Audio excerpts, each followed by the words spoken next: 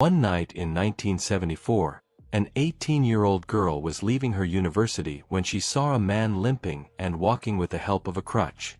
Suddenly, the man fell to the ground. She approached him to check if he was okay and asked if he needed help, then picked up his bag from the ground. He thanked her politely and asked her to accompany him to his nearby car and help him place the bag inside. But as soon as she bent down to put the bag in the car, he struck her on the head, rendering her unconscious, then placed her in the car and drove off to a remote location. This girl was one of the early victims of Ted Bundy, one of the most notorious serial killers in the history of the United States and the world. Bundy wasn't the most violent or the one with the highest number of victims, but he was by far the most famous. His trial was the first to be televised in America, attracting massive public attention. Bundy targeted young women, particularly university students.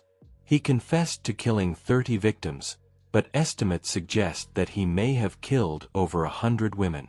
What distinguished Bundy from other killers was his charming appearance and polite demeanor. He seemed handsome, well-educated, courteous, and intelligent. These traits made many of his victims feel safe around him and fall easily into his trap.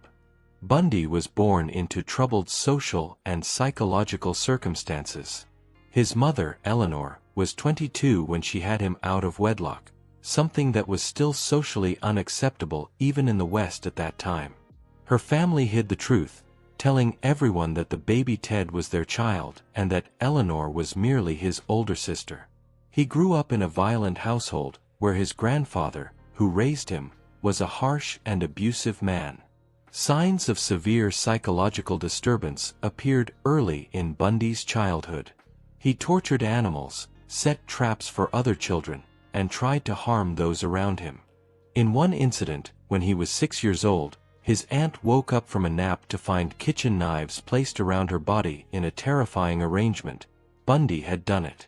At age 15, Bundy accidentally discovered that his sister was actually his biological mother, and that he was an illegitimate child. This caused a deep psychological trauma, particularly towards women.